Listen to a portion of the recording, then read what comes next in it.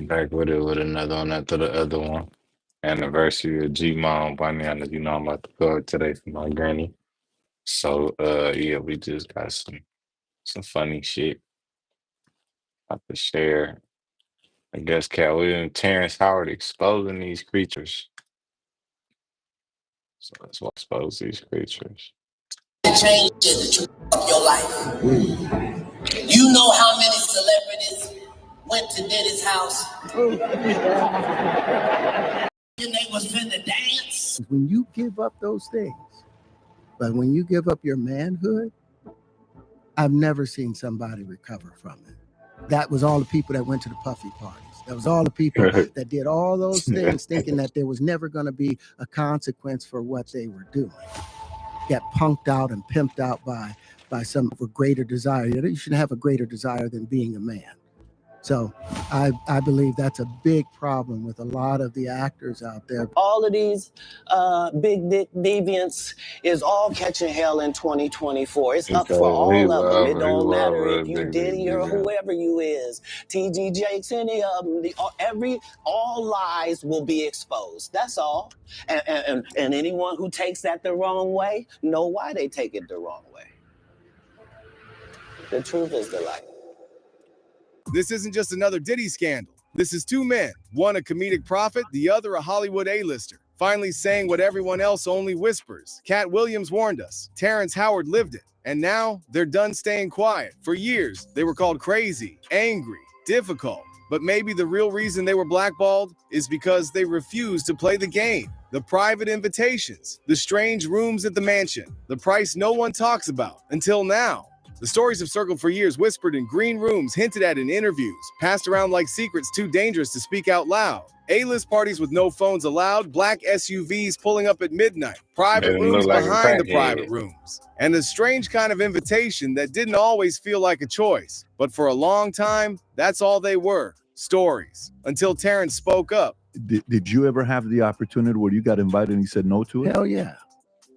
What was the consequences when you said no? Puffy invited me for weeks, asking me to come and teach him how to, wanted me to be his acting coach for a while.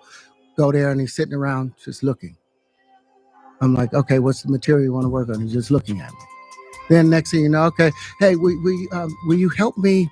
I want to hear your music. So I come over there and I play the music. And he's sitting there just looking at me, like waiting. Okay. So then my assistant was like, he wants to hang out with you next week. And I was like, for what? He's like, I think he's trying to f you. That's what my assistant said. And I was like, oh, okay. Now I get it. So now no more communication. Now you know to be hands off with somebody. In March 2024, federal agents raided Diddy's homes in LA and Miami. They found surveillance systems, dozens of NDAs, and according to reports, over 1,000 bottles of baby oil. Diddy's lawyer tried to explain it away, claiming he bought them at Costco. Costco themselves came forward and denied ever selling it. That detail, strange as it sounds, echoed something fans of Katt Williams had already heard years earlier. You can't be so happy to change shit of your life. You know how many celebrities went to Diddy's house thinking they was finna dance? Hey, goofy out there, don't dance. You a grown ass man. You gotta leave Diddy party like that. You can't even sit down in the car. You gotta drive all the way home, standing up.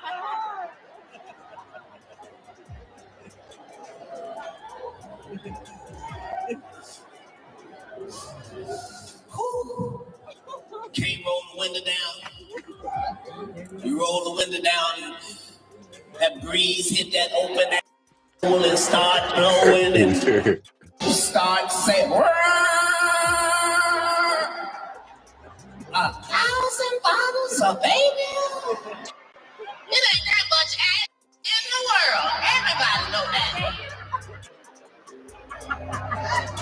P.Diddy's dumbass lawyer said, you probably got it at Costco. I done said too much. Said I wasn't gonna do this. I was just gonna tell my jokes. Get the up out of here. But 1,000 bottles of baby oil? It was just what they found. It's what they didn't find. It was 233 cameras in that house. In one house. But what didn't they find? It wasn't one Bible in that. Wasn't no living plants in that motherfucker. Wasn't no vitamins. And no handcuff keys. To some, it sounded like a wild punchline, but to others, it was a warning. Because for Katt, this wasn't just about one man. It wasn't just about Diddy. It was about a pattern, a ritual, baked into the machinery of fame itself. When you're famous enough and protected enough, the rules bend. And when no one's watching, or when everyone's too scared to speak, those private parties turn into pressure cookers. Power becomes the currency, and silence becomes the contract. In Hollywood, there's a myth we all love to believe, that talent rises, that hard work gets rewarded, that the best man wins. In the scenes, there's another. These niggas is out. But give me a quick second. I gotta take a piss, but I'm gonna let y'all just keep watching the video. Reality. Sometimes the way to rise is to say yes, and sometimes the only way to survive is to say no. Terrence Howard, no. Not just once, but every time the industry came with quiet proposals and private invitations. And every time he refused, another door closed. Number of producers coming to make the approach, and you threaten to punch them in the mouth, or threaten to knock their head off for talking to you like, or looking at you like you're a woman. You know, when you approach a real man about his masculinity, you're going to get a real reaction back. It's a difference when a guy walks in a room and when a man walks into a room. And a man don't take the same things that a guy will accept. So always be the man in the room. And that's always been my whole thing. And I've lost businesses because I don't bend over in that way. I don't compromise. I don't play gay roles. I don't kiss a man. I don't do that because the man card means everything. He didn't play gay roles. He didn't fake the flirt. He didn't take the money and look away. And as the roles dried up and the headlines twisted his name, the silence from the industry was louder than any cancellation. I've had to turn down $50 million 4 times. 4 times. Just to protect my integrity and that virgin hole I was telling you about. Right. Because P. Diddy be wanting to party. And you gotta tell him no. You got to tell him no. I did. I did. See, I got the receipts for everything I'm telling you. That's why I can say them so freely. Katt didn't just turn down cash. He turned down comfort, safety, superstardom. He turned down the fast track in exchange for telling the truth. And the price of that decision wasn't just missed checks or pulled roles. It was targeted press hits, late night mugshots, rumors crafted to erase credibility, and questions designed to make him look unhinged. To speak out is one thing. To keep speaking after they try to bury you, that's something else entirely. These men didn't just say no to parties. They said no to a machine. And that kind of defiance doesn't go unpunished. They don't want him or me or people like us. Yeah. But now it's not necessary for us to stir up that hornet's nest unless we intend to get stung 1,000,000 times. I didn't understand that. They had to sting me 1,000,000 times. I'm still not going to join, but I respect it a little more. All right. How do you handle that? Because they put your name in the press with a lot of rumors and a lot of situations that they try to put on Katt Williams. Do you feel ever the need to, like, I gotta go defend this and put out a story about who I am, or do you just let that kind of like roll off your back, man? Well, as you can see, I've let it all go for quite some time, and a lot of that is just based upon the fact that I don't really know how to complain because all of the people that I ever looked up to had to go through it too. So I know how much they talked about Martin Luther King, and I know what they end up doing to him. I know this same story about Jesus and a few of my uncles. So now I know that if your mouth is really, really big and you try to tell the truth for a living and you like to air people out, hatred is coming your way. I didn't know it was going to be this type of hatred, but I'm concrete in all things because of He who strengthens me. So that doesn't mean I always make the right decisions, but I am going to stand by what I stand for. It's easy to laugh when Katt Williams makes wild, chaotic claims on stage. It's easy to think he's exaggerating, just another comedian going off script. But when the headlines catch up to the punchlines, suddenly the jokes don't feel that funny anymore. They start to feel like warnings we didn't listen to, because Katt's not just talking about parties or preferences. Telling the truth the whole He's time. describing a system built on silence, secrecy, and submission, where power isn't just flexed, it's ritualized. These things that I'm saying in Hollywood exist in religions, circles, in politics, in the medical profession. If I got things to do car theft, and we're going to accuse you of having a carjacking ring, right?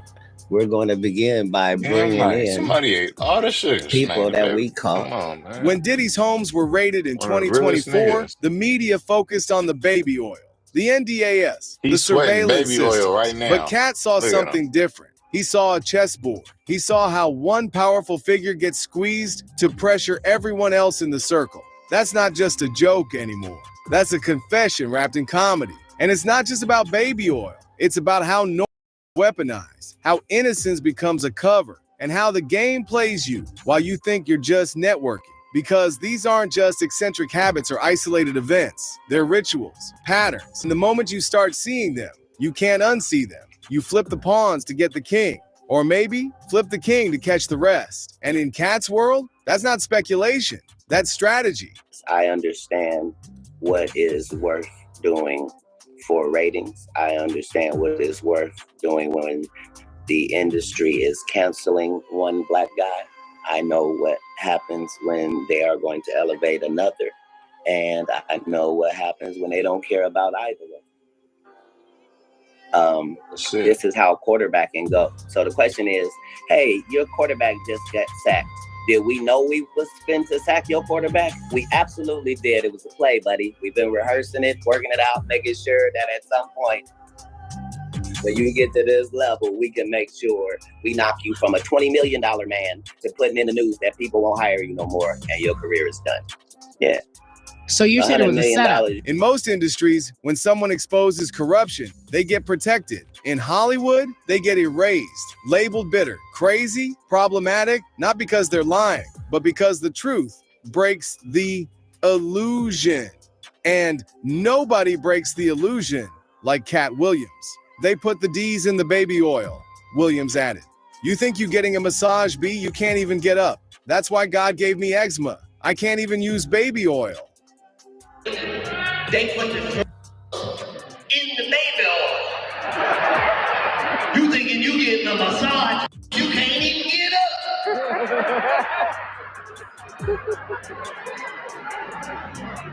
That's why God gave me eczema. I can't even use baby.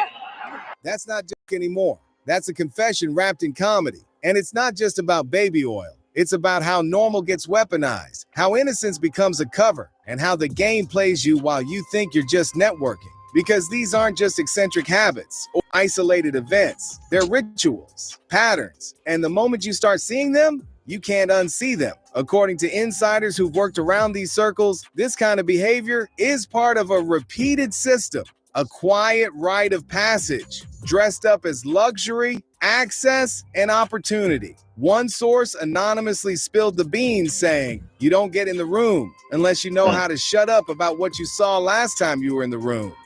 Another source close to the investigation said, there's a reason NDAs are passed out before drinks, not after. What I'm saying is, in business, nothing is coincidental, or you would be hearing who's losing money. In all of these situations, it's only the artist that's losing. Somebody makes big money. When these rappers get, not incidental. Somebody made $100 million and now don't have to talk to that artist or none of their crew, don't have to validate none of their contracts. Now only got to deal with the mama, only got to see her once a year, and it's over. And the money goes up and up and up. So they this $20 million guy, but they reaped $60 million in benefits. Wow. And they had some people from your city do it. Wow.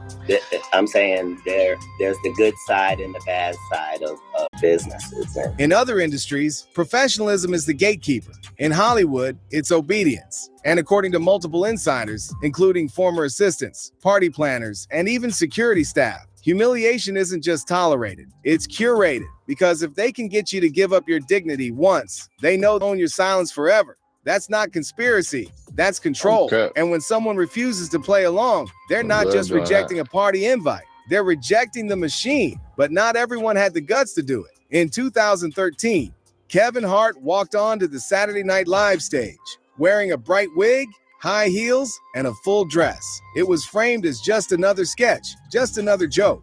But shortly after that performance, something changed. Kevin Hart wasn't just famous. He became a global brand. His films skyrocketed. His Netflix deals landed. And just like that, he became safe to the machine. In 15 years in Hollywood, no one in Hollywood has a memory of going to a sold-out Kevin Hart show, there being a line for him ever getting a standing ovation at any comedy club.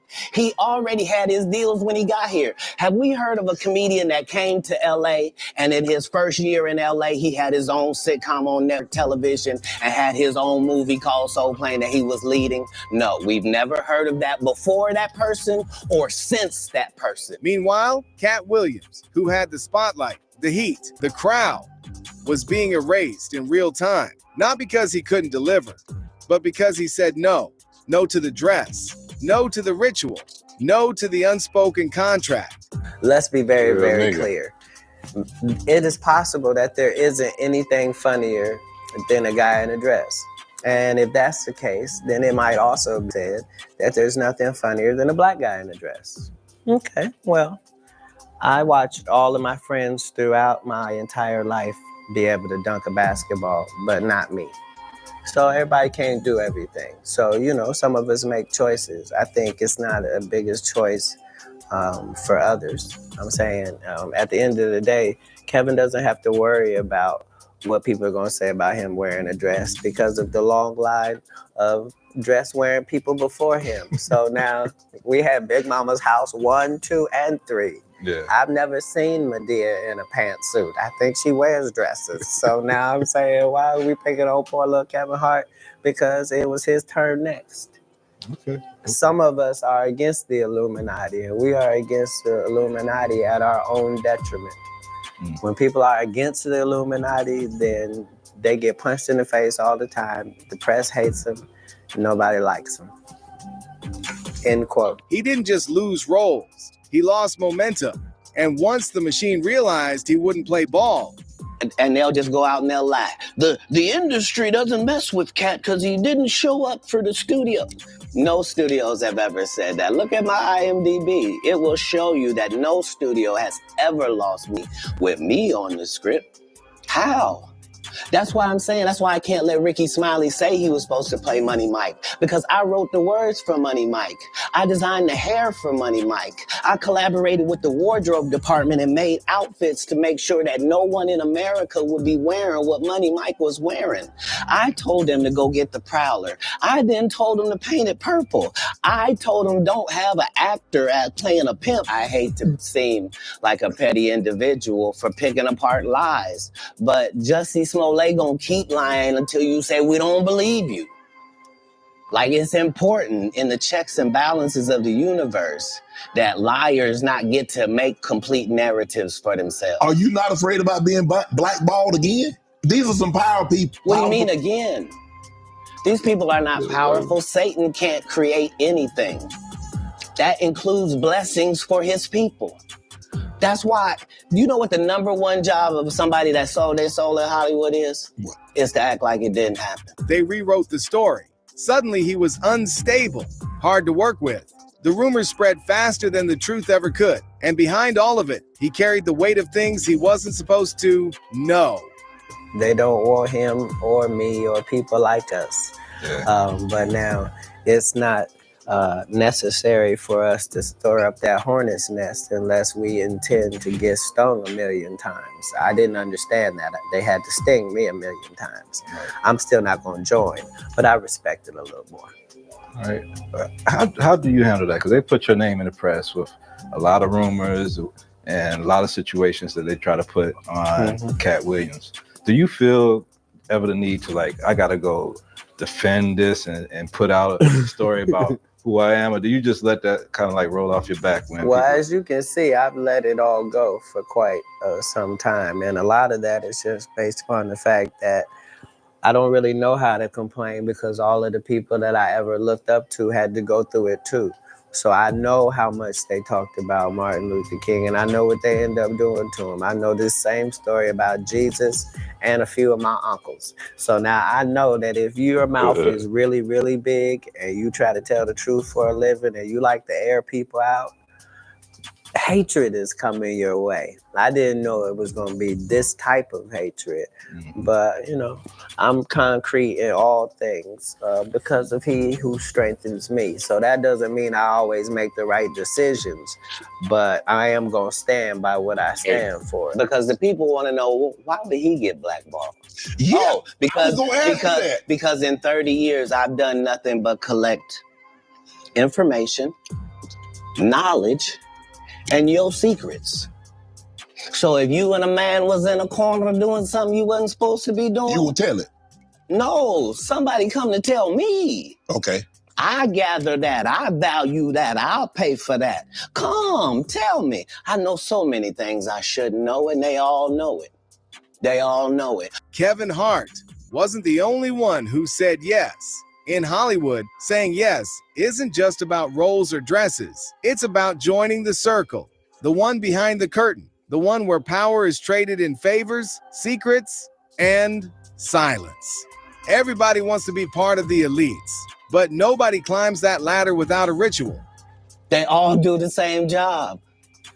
Why do you think Gary Owen can't cross over and he already white and been in comedy for 25 years? If what I say ain't the case. It's a cabal. It's a consortium. They rock with who they rock with and they don't with who they don't. But I'm not scared of being the competition any more than you were when you lined up across from a superior team. Gary Owen has been doing stand-up for 25 years. White, clean, successful on paper, but he never broke through to the mainstream. According to Katt, it's not about skin color. It's about who you bow to. There's a cabal, a consortium. They let in who they let in. And if you're not willing to participate, if you don't want to play the game, you'll stay outside the gates no matter how hard you work. When Katt tried to call it out, they didn't thank him. They didn't protect him. They silenced him. They mocked him. And behind closed doors, they made sure his phone stopped ringing. In public, he was just another angry comedian. But in private, when he walked into a room, they canceled me for talking about Harvey Weinstein before the thing came out, but he offered to suck my penis in front of all my people at my agency. What am I supposed to do? He did all of that. I'm thinking I'm the only black person on the script. I get there, it's 3 other black guys on there. Woo. Huh. So you wonder what they did to get there? I told him no. What y'all do? And this is why when I walk in a room, heads go down. Behind my back, I'm nothing. I'm just a regular old comedian that's bitter and jealous. But in my face, no. The king has walked in and they have to respect it. Because no matter what they said, they knew he didn't sell out. And in Hollywood, that's not a badge of honor. That's a threat. Katt's not vague about it. There are alliances, power circles, networks that protect their own and freeze out anyone who won't join. And the deeper you go, the darker it gets. Insiders say sacrifice is baked into the system. Sometimes it's your integrity, sometimes your silence, and sometimes it's something you don't even understand until it's too late. They've been aligned, and there are these alliances in comedy, and if you stand against them, then they sometimes have a problem, but we don't let that change the content because that's all you know me for, is that I'm quite likely to tell the whole truth and nothing but the truth. Certain ways things are handled when it's not intentional. When things go smoothly, but they seem chaotic, that means there was forethought and a plan. Somebody, even if it looks like, yeah, Janet Jackson just had a wardrobe malfunction. Yeah, there's no such thing. Correct. I don't care who you blaming. I believe that. Somebody benefited. Yeah. So in all of these situations, there's a business involved and there's real money involved, and somebody's benefiting from this thing that looks like, oh, that just happened. Nah, no way. Oh God, no way. Awesome to that. It would be hard for a homeless guy to get into the Hollywood Bowl, let alone a homeless guy be able to rush the stage and actually. So you're saying same for Dave Chappelle and this random homeless person. I thought the same thing. I'm like, how did he rush the stage? I've been to Hollywood Bowl. How do you rush the stage? Look. This is the business. We're in the business where make-believe happens. Where the job is to have something that costs 9 cents for us to make, and we sell it for $4.99 to you for a good deal. And it's okay that it costs us 9 cents. But in this business, the star is the commodity. These are real people, real lives. When you see things happen and you don't have all of the information, there is a business where they fiddle with the perception of the people. And that's part of the job. Back in the day, it used to be called propaganda. Now it's just called business. They don't say we got to smear the candidate. They smear them. Whoever made you is who is qualified to break you. That's the end of it. When they bought you and put you on that Fox show, it was because you were going to do this and only this. You'll never do that. As soon as you breach that, they done with you too. Some wear the dress, sign the NDA, take the role, go to the room, and come out with everything they own. Fame, power, money. But what happens when the industry is done with you? What happens when the cost catches up? Who knows what happened to Philip? Who knows what he had to do in order to get to where he was at? There's a lot of things that people do that end up sitting and they can't get over it. And they got to keep getting high, hoping to get it out of their head. But when you lose your man card, that's the only thing I can think of. You lose your damn man card. What is that? What do you mean by that? You give up your ability, your right to being a man. A man don't take it. A man gives it. So when you give up that man card, you don't get that back. Are you saying what I think you're saying? No, I'm saying what I'm saying. You don't get that back. You come into this world as a man one time. You give up that right for anything, for fear of being hurt, fear of somebody doing something, for wanting to gain something. When you give up that man card right, you lose. Terrence didn't name names to stir drama. He spoke like someone who's seen what give up to get that door and what they lose once they're inside.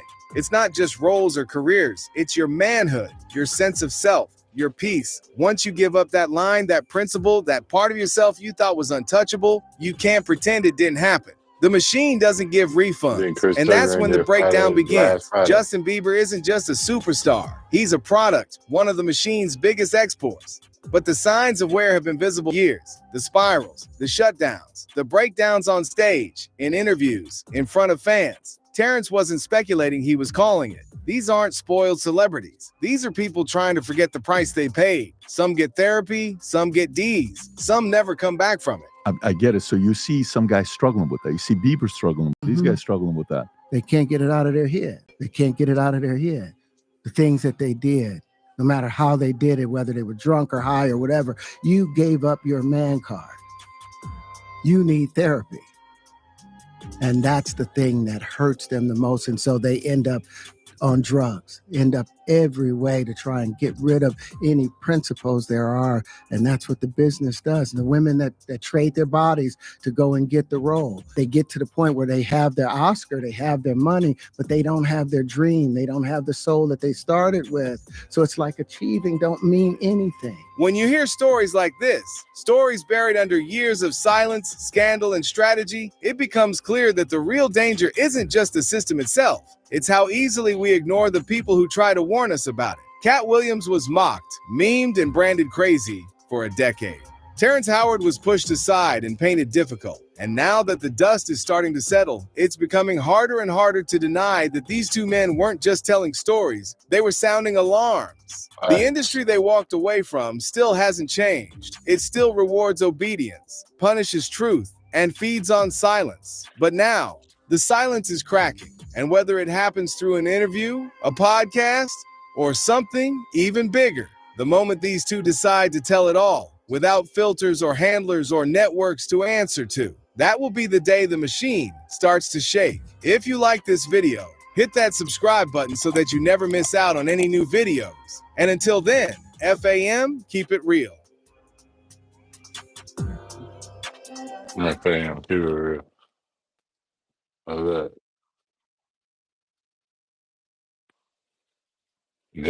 that's one of the, out of all the videos I watched, they telling the truth. Ain't no conspiracy theory, ain't none of that.